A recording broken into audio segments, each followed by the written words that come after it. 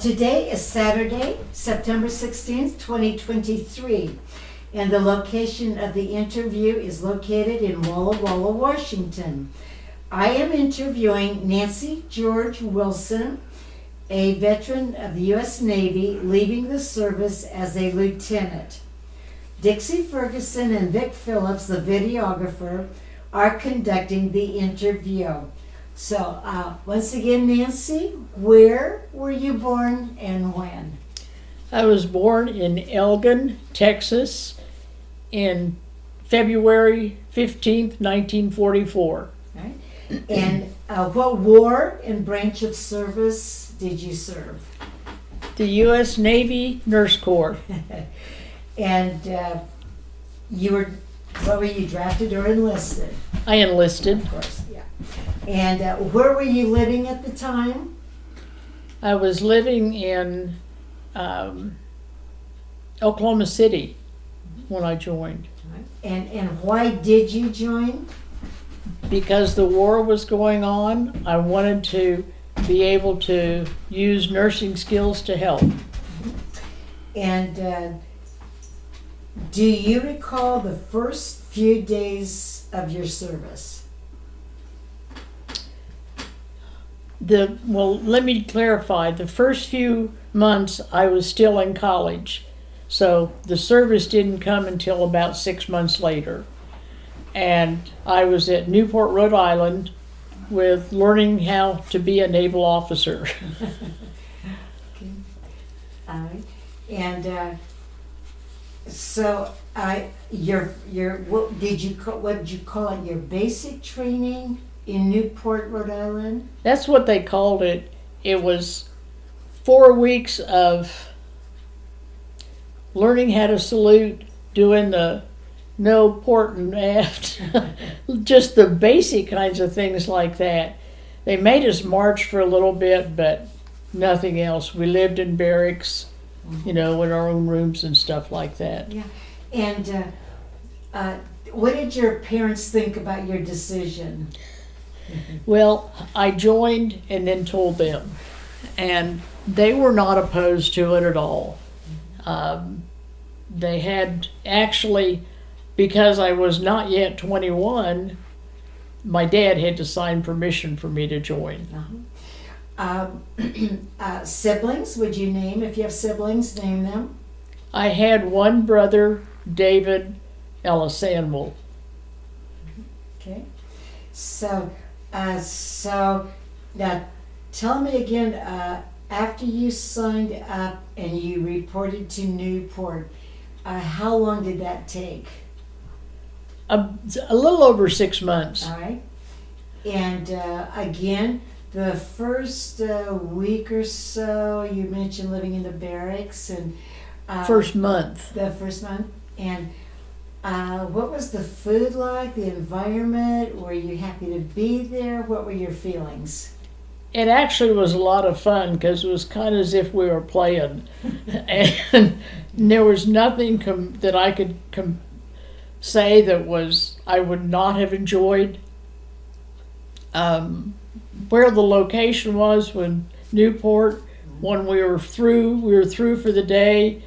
We did have to study some, but occasionally drive along the coast of Newport, Rhode Island. Mm-hmm. And that was, who could complain about that? Right. How many were in your class? Approximately? Mm-hmm. There were probably about 200 or 250. That's quite a class. At that time, the year was 1966. The war was revving up. Did you have a strong inclination that's probably was where you were going, to Vietnam? I volunteered to go to Vietnam. I really wanted to and wanted to be on the repos. Mm-hmm. From the very beginning? That's what I signed up, where you put your listing where you would like. That was where I asked for it. Okay. Could you explain What kinds of classes were you taking in preparation, training for this? As far as being in Vietnam, there really wasn't anything. It was more general as far as that 1 month orientation that we got was literally how to salute and knowing some of the naval jargon that we needed to have. Mhm. And my question, why did you want to serve on a hospital ship? I really don't know. I just know that was something that I looked forward to, and I really can't tell you why I did, but I know I did. So, and what was your length of time in Newport, Rhode Island? I was there 4 weeks. 4 weeks, not very long. No. Crash course. Yeah. Were there other nurses in training that wanted to do what you wanted? I know of 2 others from my school of nursing that I went to who also joined the Navy. The one who is at a class ahead of me, I don't remember where she went, but she may have told me about the repose.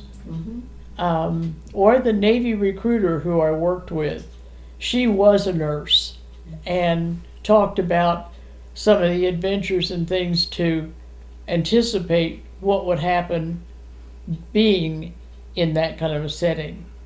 Not negative, it was just, this is what exists. You had no fear of what your choice was? No, I didn't. Okay, you probably remember some of the instructors at Newport. Honestly, I don't. Well, it was only 4 weeks. Yeah, only 4 weeks, and it was what, 50 or some years ago. And I'm getting older. Okay, where did you go from Rhode Island? I went to Great Lakes Naval Training Center just outside of Chicago. And you did what there? I worked on the orthopedic wards and giving patient care. We had a variety of patients. The wards were 50 patients on each ward, and I was primarily on one. The night shift, you always got more. Yeah. And how long were you at Great Lakes? It was about 18 months. Okay, but the ultimate goal was getting over to the hospital ship. That's what I wanted. Yeah. So, are there some highlights from the Great Lakes Hospital that you recall? A lot of the patients who had been injured in Vietnam were there, and some extremely severe.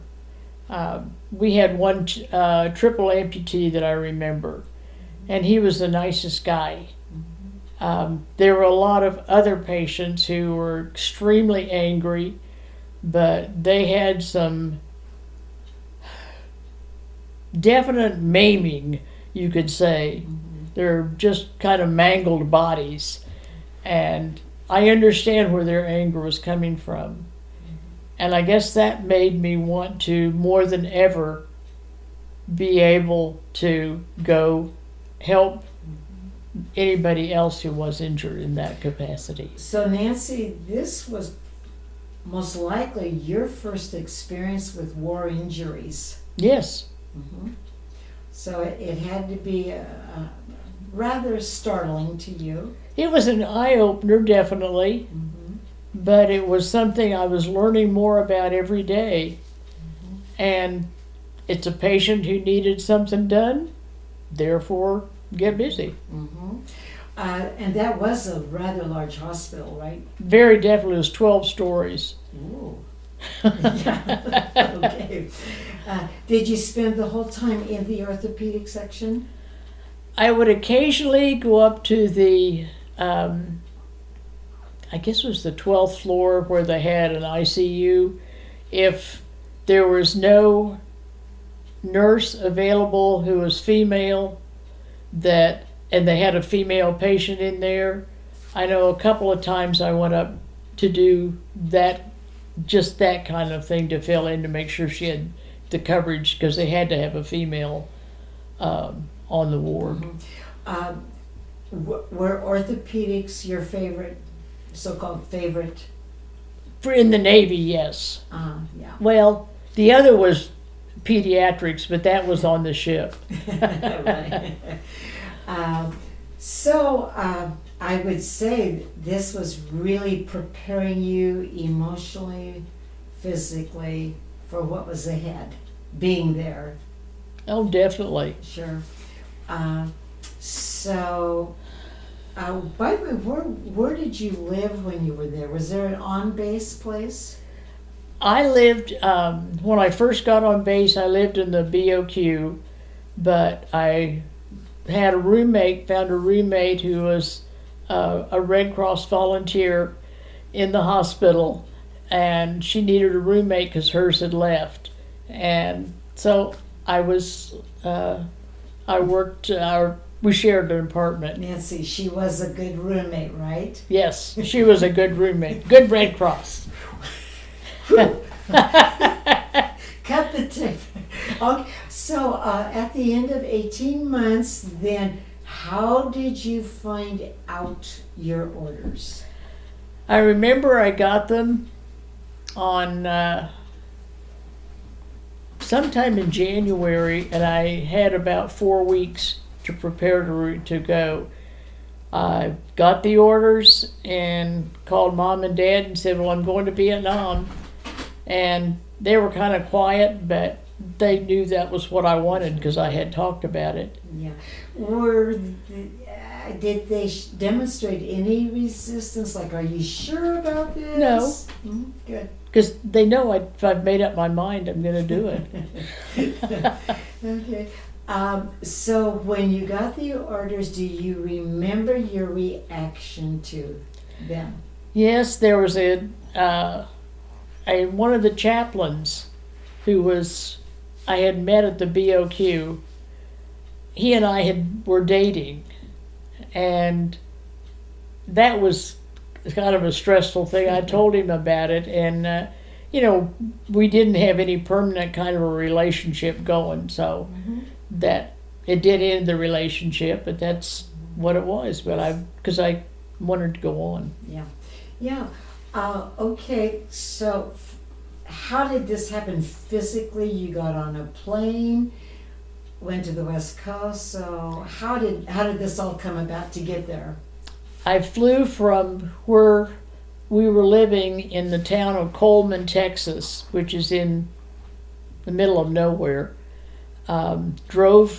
We had, beg your pardon, you said get from there. When I reflew from there to Did you have a little break time? Go yes, home? I had a couple of weeks before I left. I flew to home, Right. and from there then flew to San Bernardino and left from March Air Force Base? I just remember it's San Bernardino. Yeah. And but a military base? it was, yes. Yeah, okay, probably Riverside, March Air Force Base, probably. So, Yeah, anyway. okay. Yeah. Then it was there. Then we flew from there to Alaska, from Alaska to Guam, from Guam to Vietnam. Do you remember the flight? Yes. Were you surrounded by soldiers? Were you one of the few females on the flight? There were 2 females on the flight. Mm-hmm. And yes, we were surrounded by all the they were really young men, very young men. Do you remember the tone of the flight? A lot of it was pretty much angst. They didn't know for sure what to expect. And I know a lot of the other individuals who were on the plane knew they were headed for more in-country settings than on the ship. Mm-hmm. That made a tone kind of tense. Sure, yeah. Mm-hmm. And where did you land? In Da Nang. Da Nang. Do you remember the doors opening of the plane or looking out the window when you're landing? Oh, yeah. What was that like? I was just excited to see it. It's another place I had not seen before, and I was excited to get there. And by this time, how old were you, Nancy? I was 23. Mm-hmm. And you were excited to get there. And how long did you spend in Da Nang? Ship was local at the time. It was in, I believe, it was actually in the Da Nang Harbor. Mm. So it was a few hours, Mm-hmm. something like that. It was the same day I got there. Oh, okay, so you were expedited right away. So obviously you had to fly to, did you fly to the ship or land? No, we were in Da Nang You were Harbor, there, yeah. so we took a boat Yeah. out to the ship. Okay. What were your first impressions of what you saw in that area? Sights and smells, different Heat. people. Heat? It wasn't particularly hot at that time. Oh, by the way, when did you land there? In February. Mm-hmm. So it wasn't particularly toward the end of February, right at the end of Tet. What kind of uniform did you have when you traveled and got to the ship? We had to wear our dress blues, and we had our, they're just the everyday blue uniform that we could wear, two-piece uniform. Mm-hmm. And that's what we wore on the ship, a uniform going there. Yeah. It was obvious that you were part of the medical corps, the nursing. Well, it had our insignia on it. Insignia, yeah. Did you get like immediate reactions from people? Here's our angel of mercy coming to the aid, so to speak. They always said, "Oh, good, we got another one," and that it was all. They were always glad to see somebody, especially the person who I was going to be replacing. Yeah, well, yeah, right. So you got on ship. Do you remember the first couple of days settling in? Well, the first couple of days, because the person had not left yet, so I was up in the BOQ, and as that's okay. You could just sleep there, and then participate in all the other things down throughout the ship. They, tour the ship and the activities of signing all the paperwork and stuff you have to have. Sure. And then got into the nurses' residence. So the USS Repose, was that a former combat, or has No, it always been? it was always a hospital ship in World War II and Korea and then Vietnam. Think of the history of that ship. Yeah. Wow. Did they have like history portraits, pictures all over the walls? No, not many. Not so much. We didn't have that many bulkheads. Right. Okay, so you settled in. Did you just basically get to work right away? Yes. And what were the first few days like going to work?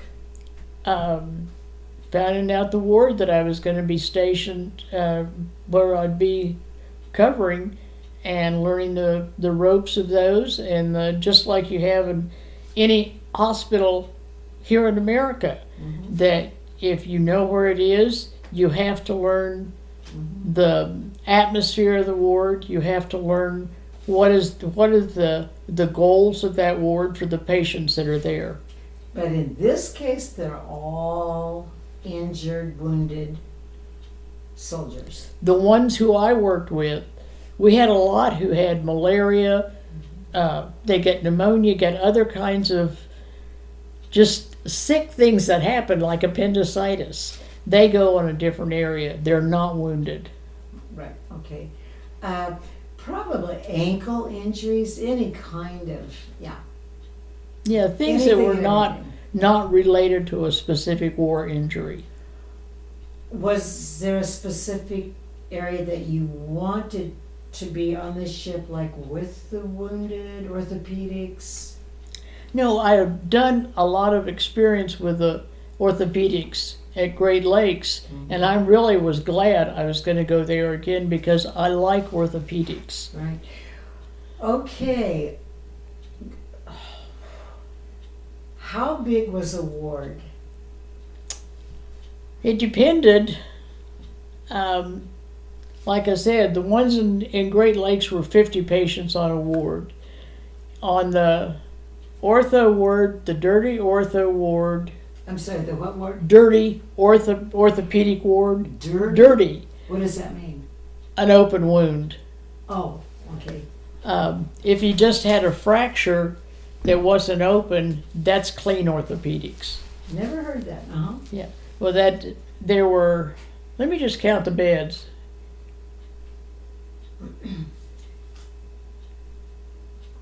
There were probably 20 patients on that ward And in two level bunks. approximately how many wards were on the ship? We probably had 25, 26 wards. And I did cover ortho, that was my main one, but I was also responsible for the ENT, ear, nose, and throat, the urology ward, and the 2 wards of Vietnamese women and children. 2 wards. 2 wards. Okay. Just on a side, was it birthing for them? What was it for them that was going on? For The who? Vietnamese women and children. The women had war injuries. The children had birth defects or relation, something like that. Did you say war injury? No, the women had war injuries, Yes. Uh-huh. but the children had birth defects or that kind of a health issue. Could you describe a war injury? What would have happened to, say, a woman? What would happen? Well, one of the patients who was there had the whole side of her face blown off. And she would be taking in every day for several weeks being anesthetized. This was debrided and trying to get rid of all the infection that was there. And then eventually plastic surgery developed a pedicle graft from her forehead down to her cheek, which really was successful. Amazing. It's amazing that they could do that. And with that, after she'd been there almost 2 months, I guess it was about 2 months, she felt a baby move. She did not know she was pregnant. So she was kept there the entire time during the pregnancy and had a baby that weighed 6 pounds as compared to the normal 3 pounds of Vietnamese children because she was well nourished. She had, additional vitamins, everything that she needed to be a healthy baby. How about the language barrier? We didn't speak the same language. We had translators whenever we needed them, but I guess just the love of people broke the barrier. They had to feel very safe, secure. They did, yeah. But at the end of all of this, they were taken back to their village then Yes. to live another day. Mhm. That had to be hard. It was hard, and I would have scooped up all those kids and brought them home with me if I could have. You tried. I tried.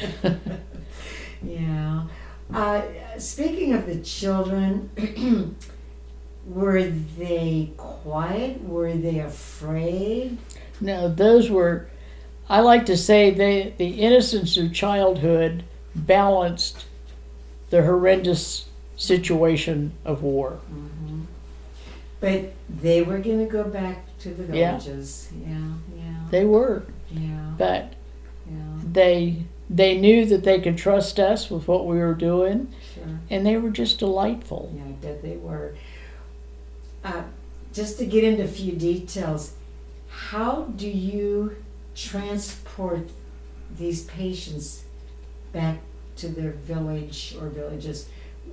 Our soldiers would put them in a, what, how would that happen? It just depends on the individual. Some, if they were actually from the immediate Da Nang area, when we'd be in Da Nang Harbor, they would take that same boat that we came out on back. If not, if they were in northern part, they would be helicoptered to Into there? an area where they needed to go. Do you think by them, and I'm kind of getting off subject a little bit, but not too much, because Americans are treating them, taking them back.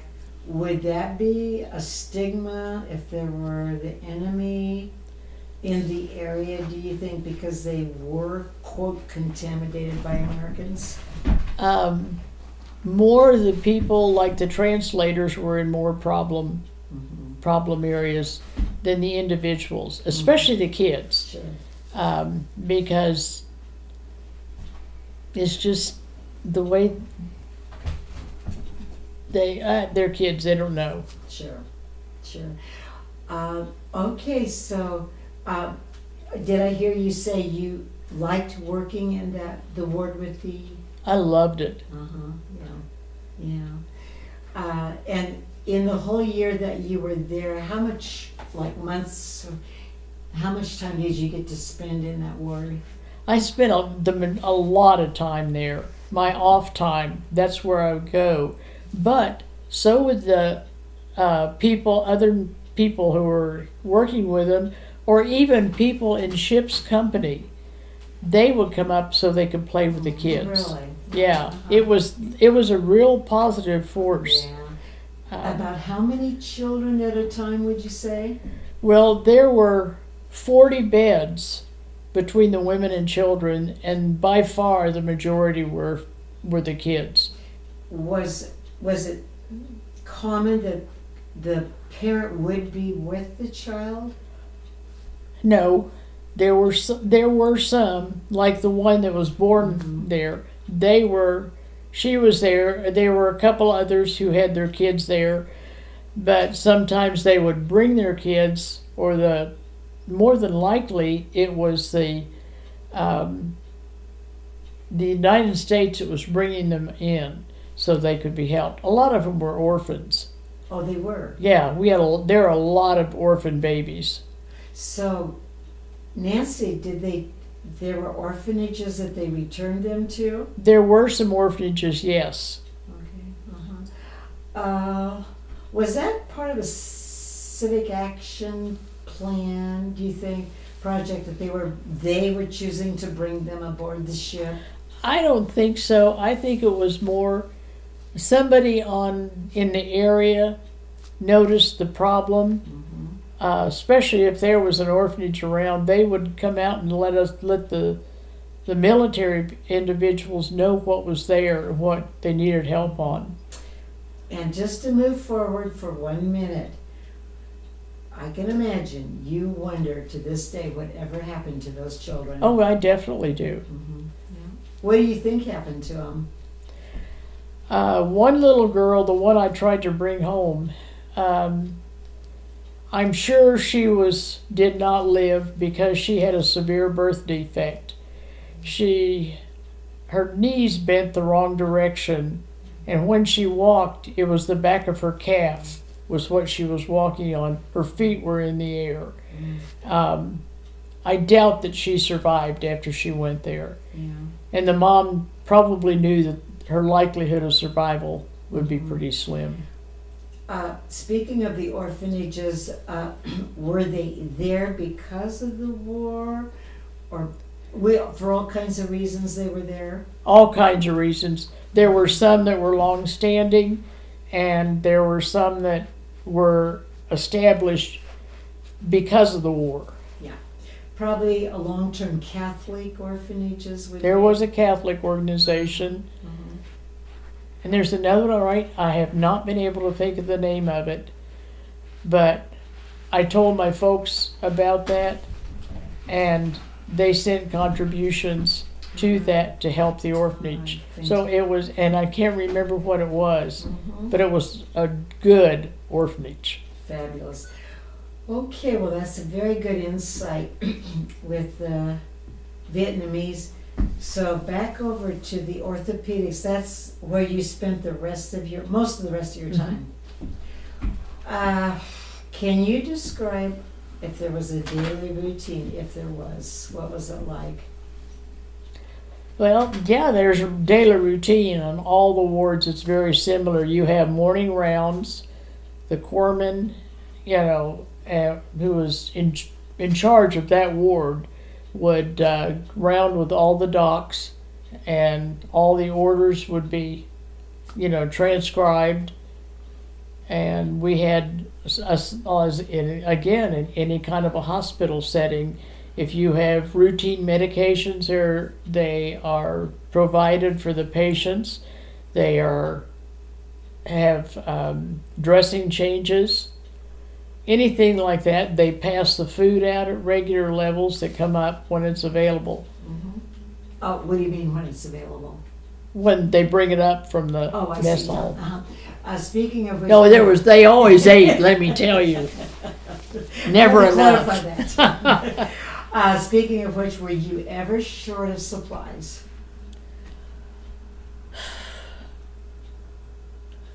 We learned how to manipulate other things to get them that we needed. I wouldn't say that we really were that short. I never experienced any severe shortage. How long on an average day, how many hours working? We're what? When you were working? What we had the 8-hour shifts, and if there was been a lot of patients brought in, then the next 8 hours we would be alternating down into the recovery area, which is the pre-op and the post-op area. Okay. That was what we would do. I know you mentioned one time there were like 1,000. Could you explain the reason why that happened? There were 2 times. Okay. One was during the Tet Offensive, and the other time was the time that Khe Sanh was going on, because the patient load, it was in May or June of '68 when we had an extremely thick invasion of patients. It was incredible. Because Nancy, that is one of the most highlighted battles of the war. So, can you describe your experience? What was happening in Khe Sanh and them coming on board? The severity of the injuries, all kinds. Could you describe in detail all about that? It's the extremely broad spectrum of what they had. Some were life-threatening injuries. Some were more simplistic. There were a lot of patients who had fractured femurs. Why was that? The type of if they hit a mine, if there was something that went off that was lower level, if they were shooting at that level. The Vietnamese were down oftentimes, Right. and so they were shot across this direction. Oh, interesting. And some of them, there's one patient that I will never forget. It was in what's called a circle electric bed. He had a fractured in his leg and just had a splint on that leg. He also had a traumatic gluteal trauma to his buttocks. He had a belly wound. He had a urologic problem from the wound. He had a chest tube. He had facial injuries. He'd had a craniotomy because he had shrapnel in his head. Was this a landmine? I don't remember what it was, Uh-huh. but he was considered an orthopedic patient. Wow. And that he was the most complex one that we had. Good kid, but you know, he was always joking with us about stuff. And one time the corpsman decided, okay, we've had it. You got to stop. We're not going to put the top cot on you when we turn you over so we can fix your butt wound. Okay, here we go. We're going to threaten him with that. Just that he knew they weren't going to do it, right, but it would give him a laugh. And generally speaking, these combat soldiers are coming on board. Did you see shell shock, quietness? Was it just every kind of reaction? I think it was more positive. They were shook up for sure, but they were among Americans now. Yeah. They knew there was help on the way. Yes. And that tempered a lot of the anxiety that they had been in. Yeah. Were they brought on board still in their combat? A lot of them were. Okay, so would you explain the process? They're out there in combat zone, the dust-off comes, picks them up, brings them straight to you? Straight to the ship. Straight to the ship. A lot of them were. Wow. Right off the battlefield. Right off. Some of them within less than 30 minutes of the time they had been injured. They would be taken off the chopper into the triage area to determine which were the ones that had to go immediately to get something done. It's what they needed from here. That's just part of the triage. Mm-hmm.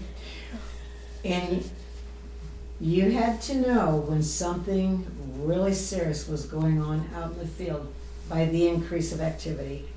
We were notified of it. Oh, yeah, and there were always overhead calls of incoming patients. And we used to kid that incoming for us meant patients, not ballistics. Right.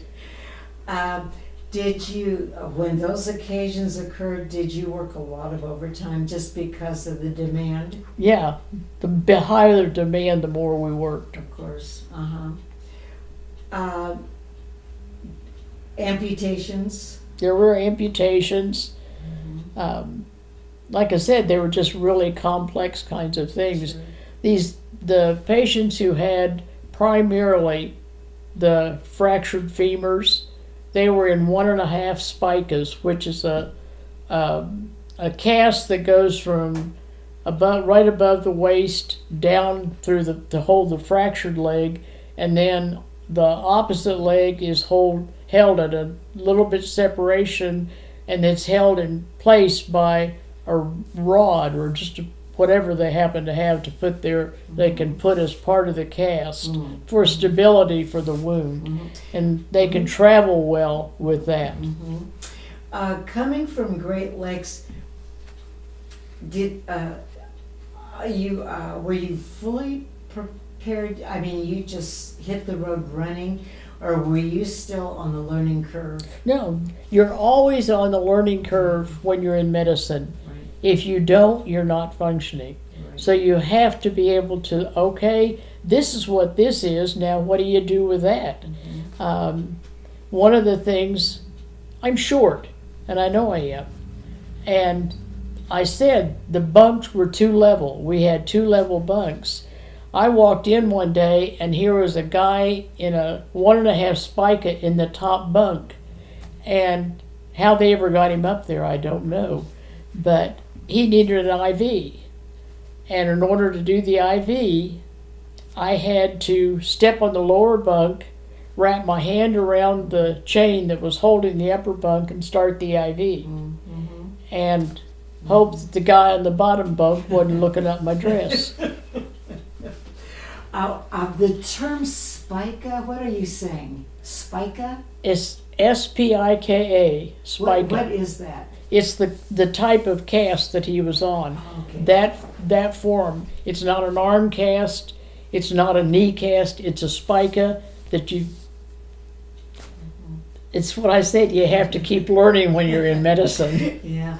Was there any physical therapy going on, or was it mainly just? There was physical therapy that was being going on where appropriate. Uh-huh.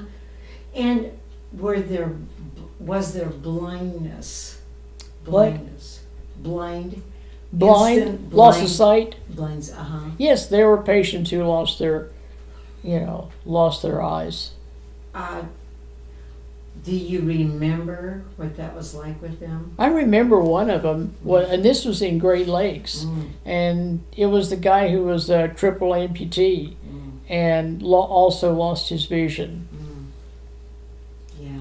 And it really is sad, and you try to encourage, and you're very cognizant of the need to tell them everything you're doing. Yeah, that would be important. Yeah. Were most of them conscious? In the area where I was in ortho and the urology and those, they were. There were some that were severe head injuries who were down in the ICU that were not. Let's take a typical ICU patient, pretty seriously injured. How long would you keep them there before they determined they would go on to the United States to a military hospital? I really can't answer that accurately because I didn't work down there. I guess in a way I kind of avoided it. Yeah. But it is a difficult, and they had a high death rate, and they were very difficult to patients to work with. Absolutely. And those that passed away on this ship, I would like to ask, obviously there was a morgue area, and then they would transport them by air home? It depends. Yeah. Usually they were transported off by helicopter, by Hueys that take them into Da Nang or whatever was close by. That was the way they would head back home. And then by airplane to the closest. Well, Yeah. all the way home to Exactly. oftentimes. Exactly, yeah. The doctors, were they seasoned doctors? Were they like everybody else? None of us were. Yeah. There were 29 nurses and 22 physicians and lots of corpsmen. We couldn't have functioned with anything without the I corpsmen. believe it. And I don't care if they're Navy, Army, Air Force, and we were the ones for the Marines. But that's what that group was, just instrumental in everything that was done, the decisions they made as well. And I think one thing that's a lot of people don't realize, the corpsmen for specifically the Navy had a really excellent educational program that they had to accomplish. They was so effective that after the Vietnam War, the Duke University used that model Wow. to develop what is now the physician assistants. My goodness. That was because they saw what that kind of education could provide for the needs of the people in the healthcare system. Were a good percentage of the corpsmen, the medical staff, did they want to go on and make a career, or was this going to be? By far, the majority did not want to go on, did not go on. There were a few nurses who did, but the average age of the nurses on the ship was 24 years old. And there were a large number of them, and statistically, it was the youngest group of medical professionals to ever serve in a war. Wow. Well, what do you know? Okay, the doctors, was it all volunteer? Everybody volunteer for the repose? No. No, okay. Doctors, the physicians got orders. It's just like if you got a draft notice, you go where you're told. They had some leniency in what their specialty was. I know one of the surgeons he came in as a lieutenant commander. Some of the other younger ones were just lieutenants.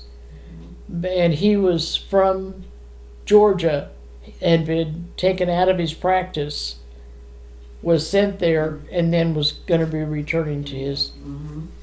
Yeah. I want to go back because the Khe Sanh, because that was such a huge, I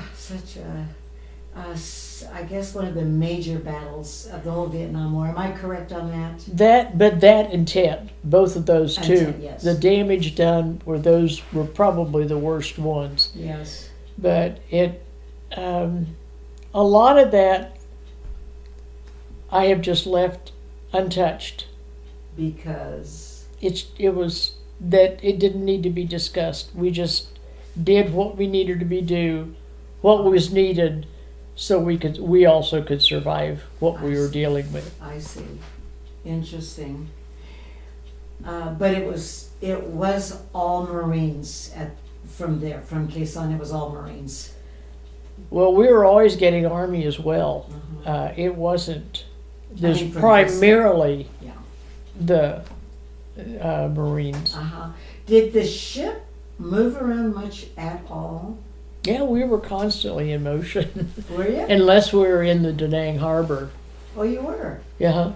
Like how far range? From Chu Lai to the DMZ. Oh, you were? Yeah. Because... that was the area that we covered. We were responsible for that area. Good answer. And the landing pad, was that up on top, one end, or? It was at one end. On one end of it, yeah.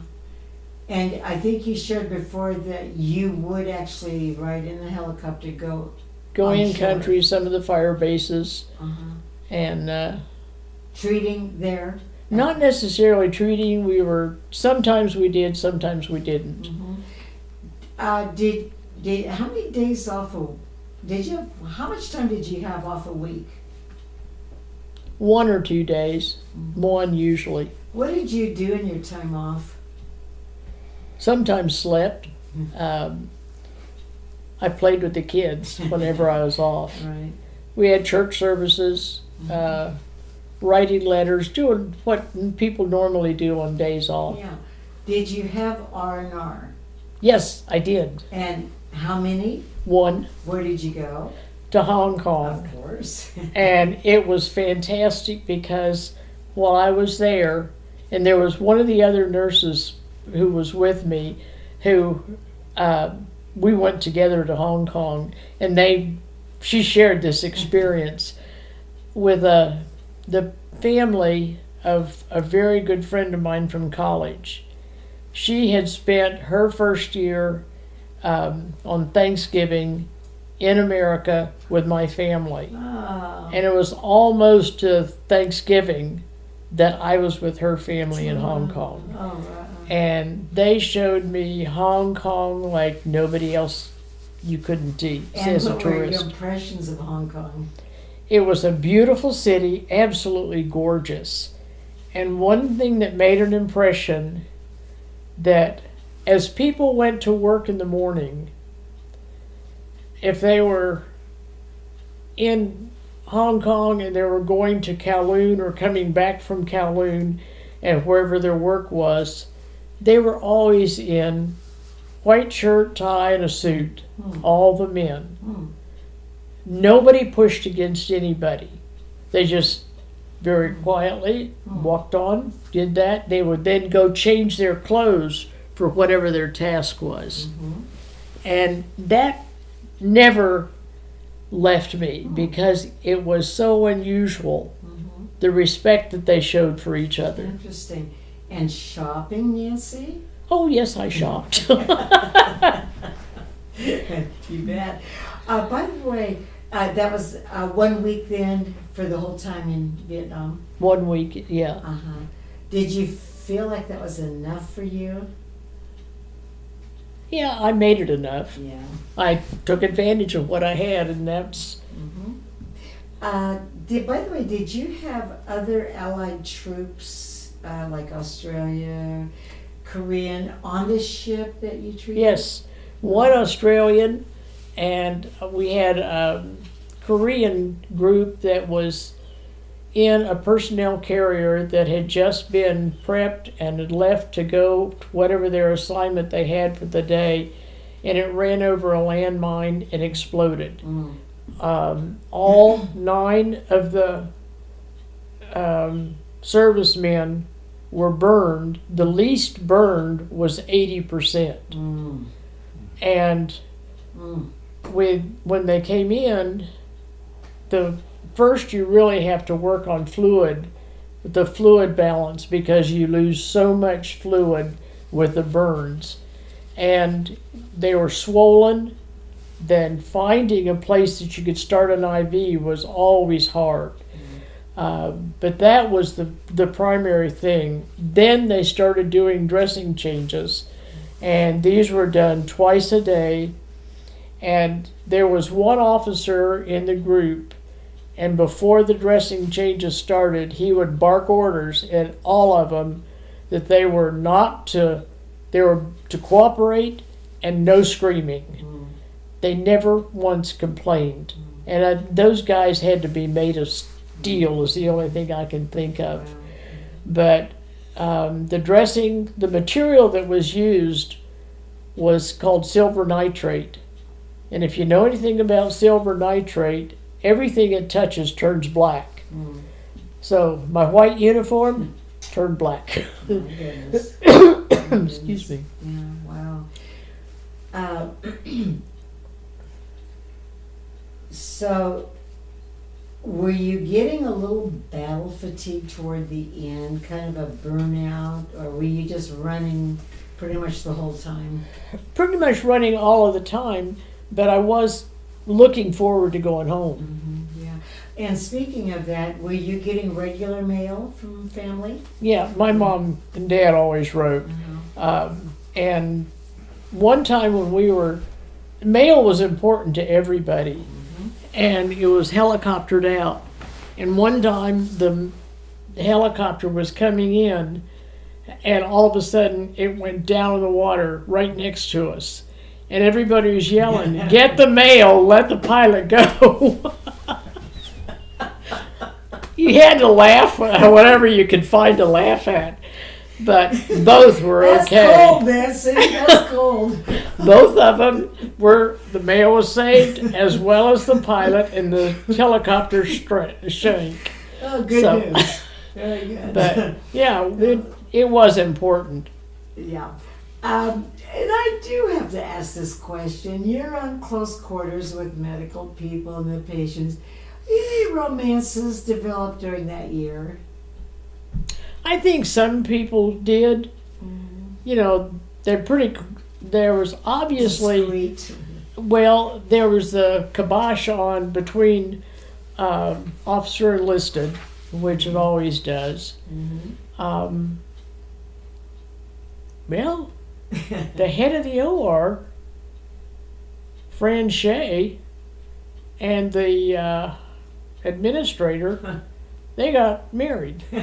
Right there? No, later on. Yeah. But that was the only one that I know actually ended up in marriage or of any length of time. Exactly right.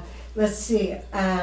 You mentioned that was there just the one baby born aboard the ship? That is the only baby born on the repose since World War II. Goodness, that's quite remarkable. Yep. Yep, and you got to see it. Oh, yes, I did. That was my baby. Yeah, that's great. Are there any, well, there were a lot of highlights, but a few things that really you brought home with from your experience on the repose? Just highlights that you still think about today. I think you mentioned a few. A lot of the things, the patients were significant, and I remember a lot of them. Not by name, but by, oh, I know he was in that bed over there. Mm-hmm. That was one thing. As I've said, the Vietnamese kids, Mm-hmm. they were really important to me. Mm-hmm. And I remember thinking that I want to do something to help. And for that, our family sponsored 2 Vietnamese sisters. Fantastic And story. the older sister, Dow, she was a dentist, and there was a program that the dean of the dental school at University of Pittsburgh had developed for the South Vietnamese dentists to go learn dental practices, Western dental practices. Mm-hmm. And he made arrangements for those dentists who were able to get out to come to Pittsburgh and go through the program in order to get their dental license here, which is fantastic. Absolutely. Right. And so after a couple of months, Dow went on to Pittsburgh. Hien was still in high school and stayed with us until she finished high school. And then she went up to join Dow in Pittsburgh, and she went to college and became a pharmacist. Wonderful And stories. they are my family. Yeah. They are a different way, but they're just as important as my children are. Yes. And speaking of children, if you'll name the names of your children. My children, Uh-huh. Teresa, Catherine, Andrew, James, and Barbara. Yeah. And how many grandchildren? 10. 10 grandchildren. Okay, now that's a little later on, so Yes. we're getting toward the end of your tour of duty. You said that you're getting pretty ready to come home physically and mentally. Uh-huh. Yeah. What was the last month or two like for you there? It was relatively slow at that time. Now we're into 69. 69 in February. Yes. It was not a real busy month. Uh-huh. And By the way, how did you spend Christmas? opening my presents from home and writing letters to my mom. And we had celebrations on the ship. Did you have any USO at all, or was that forbidden? We have, pardon? USO type programs at all? Oh, we did have several that came out. The one of significance was Martha Ray. She was there. We had, I can't remember the guy's name. He was from Amarillo, and he played the role of Tarzan. And he was there. We missed Bob Hope because we were in the middle of a monsoon, and they couldn't get him out to the ship. He would have come. Uh-huh. Yeah, and he would have. Yeah. Yeah, he would have. Yeah, you bet. So. Yeah, too bad. Oh, yeah. we had all kinds. The Red Cross provided the 2 volunteers, one with the activities and one with the social kinds of needs of patients. Mm-hmm. They were just priceless.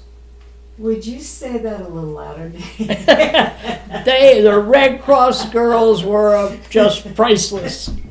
Thank you. Okay, well, we're getting close to coming home. What were you thinking about? What was next for you after leaving Vietnam? Well, I was gonna be reassigned to Right. Corpus Christi, Mm-hmm. but be home for a while Mm-hmm. and just not have to do anything. Yeah. And how did you get home? We're talking your last day. How did you get home?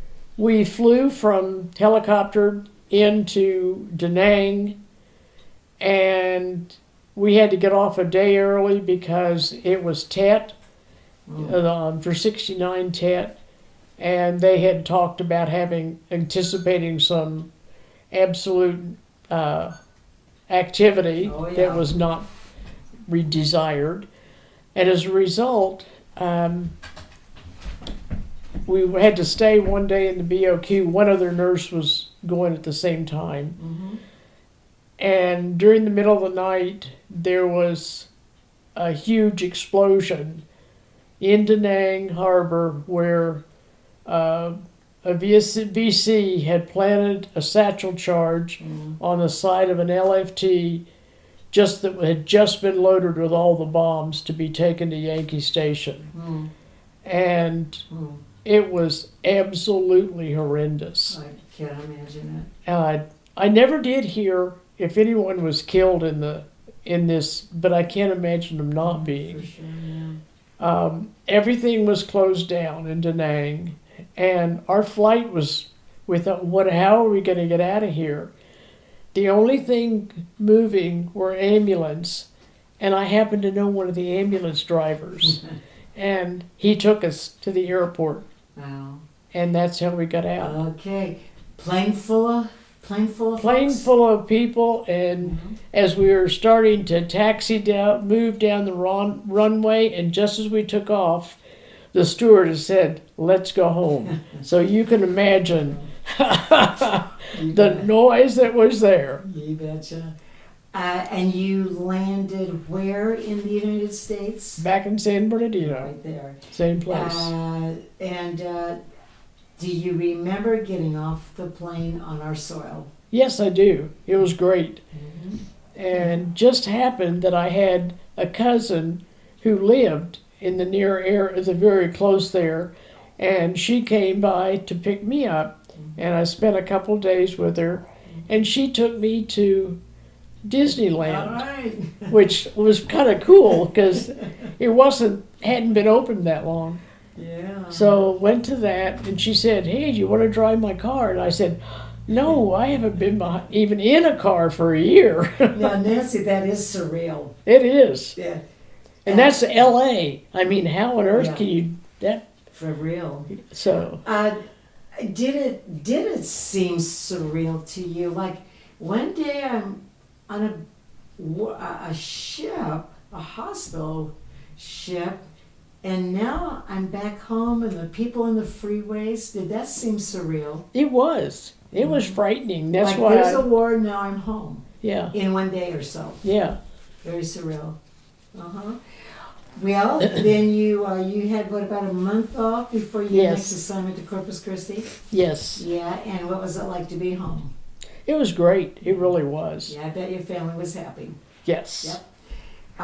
Okay, then moving along. By the way, saying goodbyes to the people, that had to be pretty emotional. It was hard. Yeah. You bet. And missed them.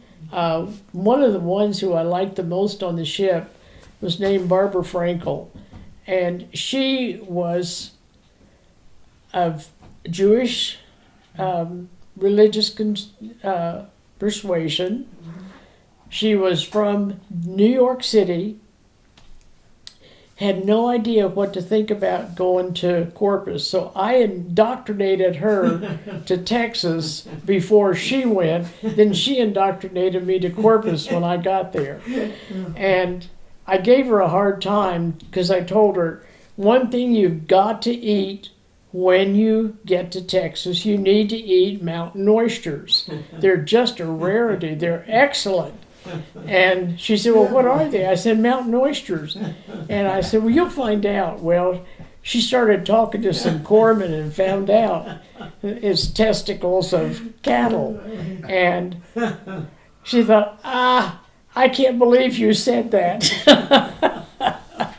Oh, New York girl.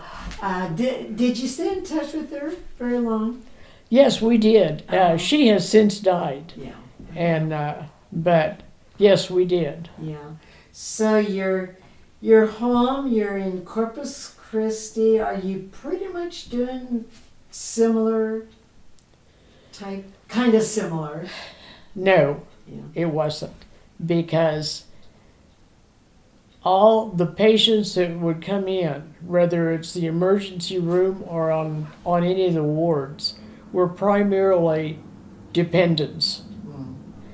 And it was very difficult to have this kid who had a sprained, I guess it was a sprained ankle. It didn't fracture, but he did have a bad sprain and was complaining to his mother. And she came up, you need to go take care of my son. He's hurting. You need to do something. And the sniveling kinds of things were really difficult to handle. Especially from where you had been. Yeah, Of course. that was the influence. Of course. What size was the hospital? It was a small hospital. I can't remember the exact size of it. Did you have your preferences when you came back home? No, I just got orders. That's where I was going, which that's fine with me. They usually would try to get you for your final duty station close to wherever your home base was. Right. Okay, then how many years did we have left at that point, Nancy? I had about 6 months left. And that was it. Uh-huh. Okay, so you were a short timer. Mm-hmm. And thinking ahead, your plans were going to do what? Wanted to go ahead and get a master's degree in nursing Which you did. and possibly teach, and also had the opportunity to become a family nurse practitioner shortly after that role was even started. Oh, and you accomplished all of it. Yes. Mm-hmm. And you ended up in Texas, got married, and you went to a few different places in your marriage, moving Yes. around. And you mentioned your children. And what I want to go back to, though, just one last time on your ship, the food, sleeping quarters, everything, they did the best they could to accommodate. Yes. Yeah. Yeah. We had good food. Yeah. The cooks that were in officers' mess were Philippine stewards. All right. Those guys could cook, and they loved for us to ask what a recipe was or whatever. And I have recipes that they had. One was for making lumpia, which is the Philippine egg rolls. All right. And they were such good people, and we always got good food. I bet. Do you have still photographs? Did you keep a diary, anything like that? Loads of them. Yes. Oh, good for you. I wish I had brought that little picture with me now Yes. of the Yes. 3 girls. Yeah. Oh, yes. Yeah. Did you join any veterans organizations in returning home or up until this point? I participated in one of the research studies that were done on nurses in Nam, and I was in it for probably about 25 or so years. I don't know that it's even still going on. How we adjusted. Yeah, absolutely. Did you ever attend any reunions? Not to my knowledge. I don't know of any. How odd. There was one that I found out after the fact, but that was the only one I've known of. Well, that's very strange, yeah. Yeah. Uh-huh. So, coming fast forward now, in looking back, Nancy, your military experiences, what you thought about the war and about your military experience in general. It's kind of a broad question, but just your reflection back, being in the military, serving, etc. How it impacted you. It's the most one most significant event in my life was going to Vietnam. And it has helped me clarify my values, help me make decisions that in some of just ongoing experiences in this life, I have absolutely no regrets that I did it. Mm-hmm. And you'd do it all over again I sure would. in a minute. In a minute. Yeah. And I think if I can just add on to what you're saying, the experiences, the doors that have been opened as a result Yes. of that. Is there anything that you would like to add? There's just so much more I could ask you. Anything that you would like to add to the interview? I so appreciate our country, what we stand for, the people in this country, and the need for people to demonstrate patriotism, that they care about what we have here. I think we have the greatest country in the world. I would like to have you comment on one other thing, and that would be the speeches you have given, namely at the reunion, if you'll share about that. I have given presentations at the 25th anniversary of the Vietnam Women's Memorial, which was absolutely the baby from Diane Carlson Evans. She spent almost 12 years hitting brick walls and getting through politics, etc., to have the Vietnam Women's Memorial established on the mall. And I so appreciate her. I had also 2 years ago, I was requested to come to the Vietnam on Memorial Day to speak at the Vietnam Memorial as one of the speakers that day. And that was, I consider, the most fantastic event I have ever been, and such a high honor that I was asked to do that. Absolutely. And then today, this being up here in Walla Walla and seeing a corner of the world I have never seen before, and it is beautiful.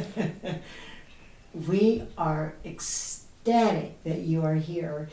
And Vic, is there anything you would like to ask? Yes, you mentioned one of the girls that went home. Was there a regular follow-up on the children that were returned to their villages? They're not that I know of, but one I knew the outcome. It was a little 8-year-old boy. He was just absolutely the cutest kid you can imagine. Very expressive in everything he had. He had what's called tetralogy of Fallot, which is 5 major defects of the heart. They brought him out with the hopes that they could fix even part of them to improve his quality of life. Regrettably, Doku died during a heart catheterization, and I was able to give him a gift. I accompanied his mother when she came out to the ship to tell her little boy goodbye. And that we didn't have to speak the same language, just a tender hug and tears. Wow. That was the kid. Yeah. Well, in conclusion, Nancy, it's such an honor to know you. What a patriot you are to this country and the service that you have provided. And you will never know how many lives you have touched through the years, and especially in wartime. Truly an angel of mercy. So thank you. Thank you for being my friend. Thank you for sharing your story today. I could ask you for another hour, but thank you for an excellent interview. Thank you.